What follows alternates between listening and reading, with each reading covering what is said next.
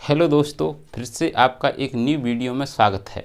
हम जो है अधिगम टॉपिक हमने लिया है और अधिगम टॉपिक में हमने एक टॉपिक कंप्लीट कर लिया है। इस अधिगम टॉपिक में हम अधिगम के सिद्धांत पढ़ेंगे। पिछली वीडियो में हमने जो है अधिगम के अर्थ, अधिगम की परिभाषा, प्रकार और पक्ष के बारे में चर्चा की थी। अगर आपने वो वाली वीडियो नहीं देखी हो तो आप जो है लिंक आपको डिस्क्रिप्शन में मिल जाएगा, वहाँ से आप देख सकते हैं। तो हम देखते हैं अधिगम के सिद्धांत। आज हम अधिगम के सिद्धांत के बारे में चर्चा करेंगे। तो प्रमुख रूप से अधिगम के हैं दो सिद्धांत होते हैं। एक होता है व्यवहारवादियों का सिद्धांत और दूसरा होता है संज्ञानात्मकवादियों का सिद्धांत या संज्ञानवादियों का सिद्धांत। तो व्यवहारवादी सिद्धांत कौन कौन से हैं, इनके जो प्रमुख वैज्ञानिक कौन कौन से हैं, इसके बाद संज्ञानात्मक सिद्धांत के जो है वैज्ञानिक कौन कौन से हैं, इन यहाँ से क्वेश्चन जरूर बनता है, इसलिए ये महत्वपूर्ण है।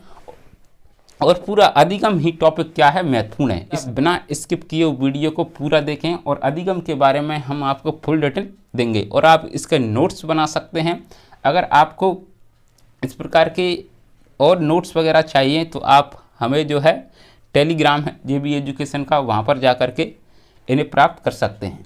ठीक है, तो हम देखते हैं व्यवहारवादी सिद्धांत में कौन कौन से वैज्ञानिक हैं। इसमें हैं इवान बी पावलोव है, वो व्यवहारवादी सिद्धांत के क्या हैं वैज्ञानिक हैं। इसके बाद है BF स्किनर हैं, थर्नडाइक हैं और क्लार्क C हल हैं।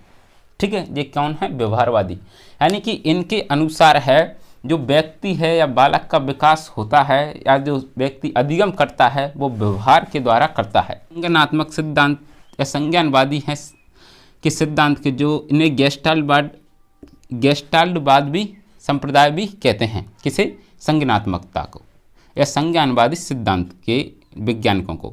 ठीक है, इसमें कौन कौन से वैज्ञानिक आते हैं, जो है मैक्स बर्दिमर, खोलर, लेविन यानी कुर्ट लेविन और फोक्का। एक क्या है, प्रमुख रूप से संज्ञानवादी सिद्धांत के जो है मानने वाले वैज्ञानिक हैं। तो संज्ञानवादी आपसे पूछे कि संज्ञानात्मकवादी सिद्धांत के मानने वाले जो हैं वैज्ञानिक हैं, तो इनमें से क्वेश्चन ऐसे आता है कि मैक्सबर्दी, खोलवर्ग, लेविन और एक आ जाएगा EB पावलोव। तो EB पावलोव किसके हैं, व्यवहारवादी के हैं, और ये वाले किसके हैं, संज्ञानात्मकवाद के सिद्धांत के क्या हैं, वैज्ञानिक हैं। इसके बाद इनके अनुसार है जो अधिगम होता है वो किस प्रकार, वादियों के अनुसार क्या होता है, जो अधिगम होता है वो पुनर्वलन के द्वारा, अनुक्रिया के द्वारा, उद्दीपक के द्वारा, अभिप्रेरणा के द्वारा होता है। यानी कि इनके अनुसार अगर किसी व्यक्ति को पुनर्वलन दिया जाए, जैसे कि हम एक एग्जाम्पल के थ्रू समझते हैं पुनर्वलन, जैसे कि कोई व्यक्ति है, कोई बालक है, जैसे कि बालक को क्या बता रहे हैं, A, तो A के लिए तुरंत उसे पुनर्वलन दिया जाना चाहिए। जैसे कि A फॉर क्या होता है, एप्पल, तो यानी कि उसे एप्पल के बारे में बताना चाहिए कि ये क्या है, एप्पल है।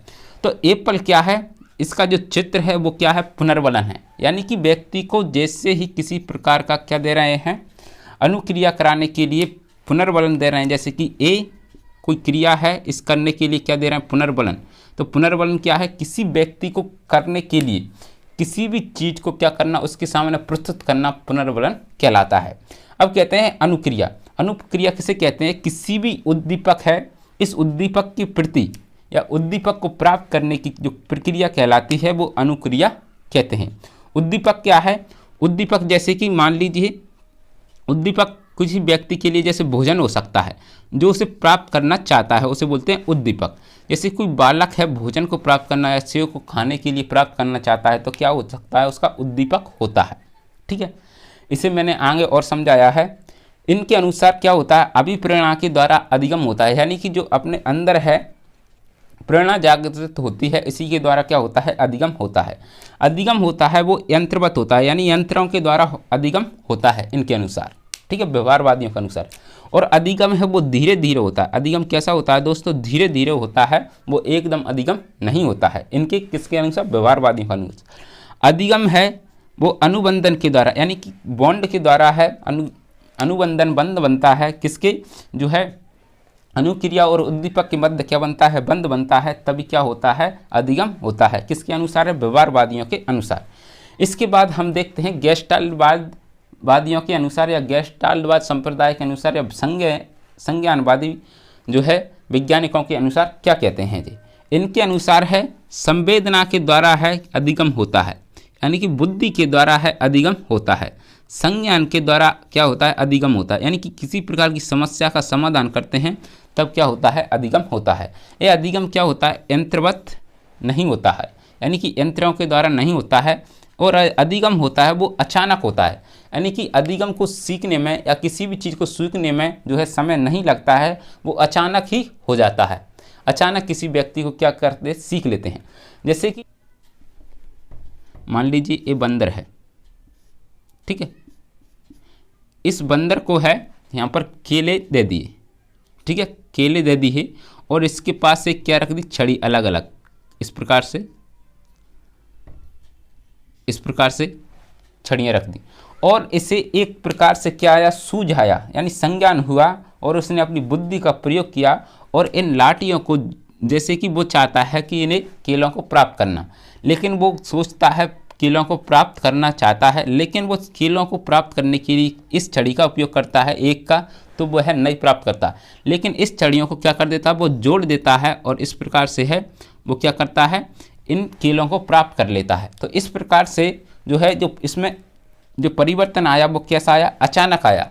तो जो है यानी कि उसमें अधिगम की प्राप्ति हुई या अधिगम हुआ उसे अचानक हुआ। और अधिगम समस्या समाधान है, यानी अधिगम किसके प्रकार से होता है, यानी समस्या समाधान, समस्या का समाधान करता है तभी क्या होता है अधिगम होता है। किसके अनुसार, संज्ञानवादियों के अनुसार।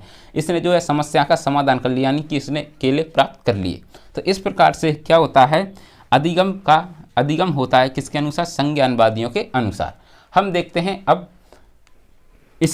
इसके अनुसार व्यवहारवादियों के अनुसार क्या क्या चीज़ें होती हैं, अनुक्रिया क्या है, उद्दीपक क्या है और किस प्रकार से कार्य करती हैं। ये टॉपिक महत्वपूर्ण है। अगर आपने ये वाला टॉपिक समझ लिया तो आपको अधिगम में कोई भी प्रॉब्लम नहीं आएगी, इसलिए महत्वपूर्ण है।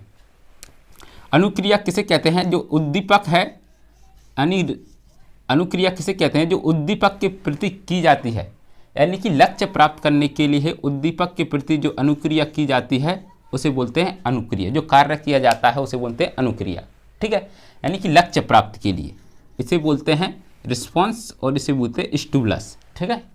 अनुक्रिया किसे कहते हैं मैंने आपको बता दिया है और इस प्रकार से लिखवा भी दिया है।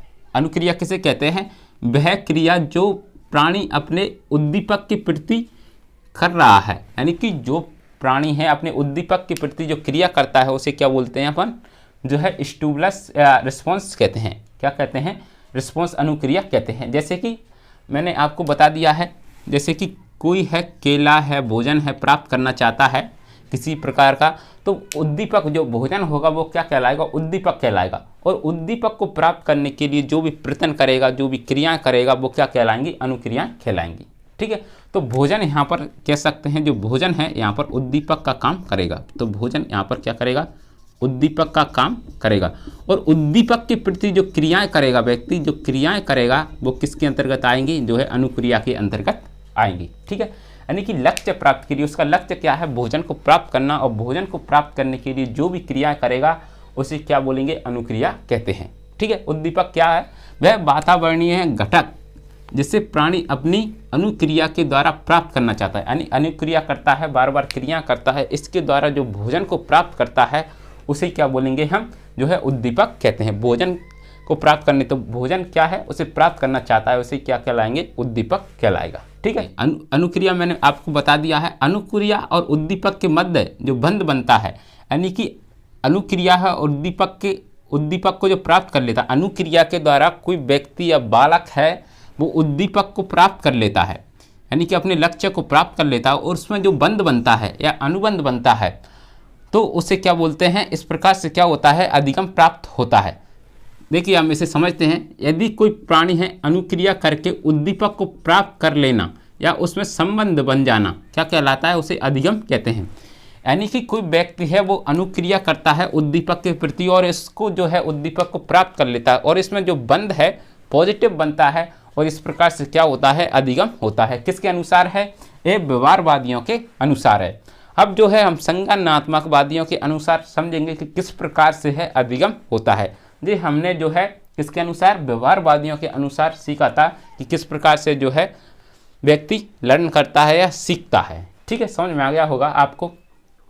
अब हम देखते हैं संज्ञानात्मकवादियों के अनुसार है अधिगम किस प्रकार से होता है। तो संज्ञानात्मक अनुसार है 5 इंद्रियों के द्वारा क्या होता है अधिगम। अधिगम की प्रक्रिया जो है इस प्रकार से होती हैं। किस प्रकार से अधिगम होता है हम देखते हैं। तो पहला नियम है या पहली जो विधि है हम कह सकते हैं 5 इंद्रियों के द्वारा, यानी कि 5 इंद्रियां होती हैं, आँख, नाक, कान, जीभ और त्वचा, हमारी 5 इंद्रियां होती हैं के द्वारा जो प्राप्त ज्ञान होता है या मानसिक पीढ़ी का प्रथम ज्ञान होता है उसे बोलते हैं संवेदना। यानी कि पहले सबसे पहले हमारे शरीर में क्या बनती हैं, संवेदनाएं बनती हैं। जैसे कि कोई बालक है, मान लीजिए कोई बालक है, बालक है, इसे हम देखते हैं। यदि इस बालक पर है मान लीजिए कोई सांप है, इस प्रकार से घूमता है, सांप है मान लीजिए इसके ऊपर आ गया है, और सांप का जो क्या करेगा, पहले सबसे पहले 5 इंद्रियों के द्वारा क्या करेगा, इन आँख, नाक, कान, जीभ और त्वचा के द्वारा क्या करेगा, ज्ञान प्राप्त करेगा। और जो ज्ञान प्राप्त होगा उसे वो क्या कहलाएगी, उसकी संवेदना कहलाएगी। ठीक है, यानी कि अंदर जो है उसे ज्ञान प्राप्त होगा कि ये क्या है। तो इससे सबसे पहले उसे पता चलेगा, अनुभव करेगा अपनी इंद्रियों के द्वारा कि ये क्या चीज़ है। तो उसे धीरे धीरे अनुभव होगा कि एक क्या हो सकता है, सांप हो सकता है। तो इसका सबसे पहले इसके बाद क्या करेगा, उसका प्रत्यक्षीकरण करेगा, यानी कि उसे संवेदना प्राप्त हुई और संवेदना के द्वारा क्या होगा, उसका प्रत्यक्षीकरण यानी उसे सामने आएंगी या उसका नाम आएगा। तो उसकी सबसे पहले मान लीजिए नाम आएगा कि क्या है, जो सांप है, उसकी पहचान करेगा और इसकी व्याख्या भी कर सकता है वो कि सांप है, कैसा सांप है, बड़ा है, छोटा है। तो इस प्रकार से उसकी व्याख्या। इसके बाद जो उसकी क्या होगा, संज्ञान होगा, यानी कि उसे ज्ञान प्राप्त होगा कि मतलब क्या है, ये सांप ही है। और इसे क्या करेगा, वो सूझ करेगा, सूझ के द्वारा है समस्या समाधान करेगा। सूझ के द्वारा यानी कि अगर मैं थोड़ा सा हिला, इधर उधर हुआ तो मुझे क्या है, सांप काट सकता है। तो इसलिए वो सूझ के द्वारा क्या करेगा, समस्या का समाधान करेगा। और अगर वो सांप है धीरे धीरे इस प्रकार से हिलेगा नहीं, वो सांप निकल जाएगा और इस प्रकार से उसे क्या हो जाएगा, अधिगम हो जाएगा। तो इस प्रकार से क्या होता है, संज्ञानात्मकवादियों के अनुसार अधिगम होता है। सबसे पहले वो क्या करेगा, संज्ञान यानी कि संवेदना प्राप्त करेगा 5 अपनी इंद्रियों के द्वारा, आँख के द्वारा, कान के द्वारा, जीभ के द्वारा, त्वचा के द्वारा। ठीक है, तो त्वचा के द्वारा भी कर सकता है, कान के भी द्वारा कर सकता है, आँख के द्वारा, यानी 5 इंद्रियों के द्वारा क्या करता है, ज्ञान प्राप्त करता है। उसे बोलते हैं संवेदना। यानी कि सबसे पहले संवेदना प्राप्त करेगा, तब उसका क्या करेगा, प्रत्यक्षीकरण करेगा। प्रत्यक्षीकरण यानी कि उसके नाम क्या है, कैसा है, व्याख्या करेगा उसकी और पता करेगा, पहचान करेगा। ठीक है, उसे संज्ञान यानी कि उसे ज्ञान होगा कि ये क्या कौन सी चीज़ है। तब इसे क्या होगी, एक सूझ उत्पन्न होगी कि इस समस्या को कैसे समाधान किया जाए। और इस प्रकार से वो समस्या का समाधान कर लेता है, तब क्या होता है, अधिगम होता है। तो दोस्तों आपको ये समझ में आ गया होगा, क्योंकि ये महत्वपूर्ण टॉपिक है और यहाँ से क्वेश्चन बनते हैं और यहाँ से ही अधिगम को हम जो है समझ सकते हैं। इसलिए मैं आपके लिए ये वीडियो लाया हूँ, क्योंकि इसमें है अगर हम अधिगम के सिद्धांतों को यहाँ से जो है इनके सीखने की प्रक्रिया स्टार्ट हो जाती है। हम जो है अधिगम के बहुत सारे सिद्धांत हैं, जैसे कि ई.वी. पावलोव का, उनका बी.एफ. स्किनर का, थर्नडाई का, हल्का, मैक्स मर्दिवर का, कोलवर का, एक क्या है अधिगम के सिद्धांत है और यहाँ से भी क्वेश्चन बनते हैं। अगर आपने ये वीडियो नहीं समझा है तो आप जो है अधिगम के सिद्धांतों को नहीं सीख सकते हैं।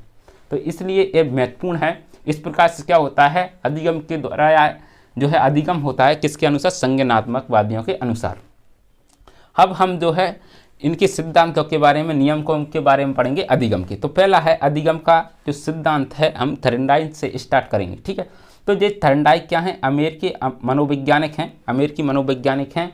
ये पशु पर अध्ययन करने वाले मनोवैज्ञानिक हैं और ये प्रथम मनोवैज्ञानिक है। इस कारण इन्हें शैक्षणिक मनोवैज्ञानिक भी कहते हैं। क्या बोलते हैं इन्हें, प्रथम शैक्षणिक मनोवैज्ञानिक भी कहते हैं। किसको, थर्नडाई को कौन से कहते हैं, प्रथम शैक्षणिक मनोवैज्ञानिक भी कहते हैं। प्रथम शैक्षणिक मनोवैज्ञानिक भी कहते हैं किसे, थर्नडाई को। और थर्नडाई ने किस पर अध्ययन किया है, वो पशुओं पर अध्ययन किया है। इस कारण इसे पशु मनोवैज्ञानिक भी कहते हैं। इन्होंने सीखने के नियम दिए थे। इन्होंने सीखने के 2 नियम दिए थे। एक दिए थे मुख्य नियम, इन्हें प्राथमिक नियम भी कहते हैं, प्रधान नियम भी कहते हैं। और दूसरे नियम दिए थे गौण नियम या द्वितीय नियम कहते हैं। इनके बारे में हम नेक्स्ट वीडियो में चर्चा करेंगे।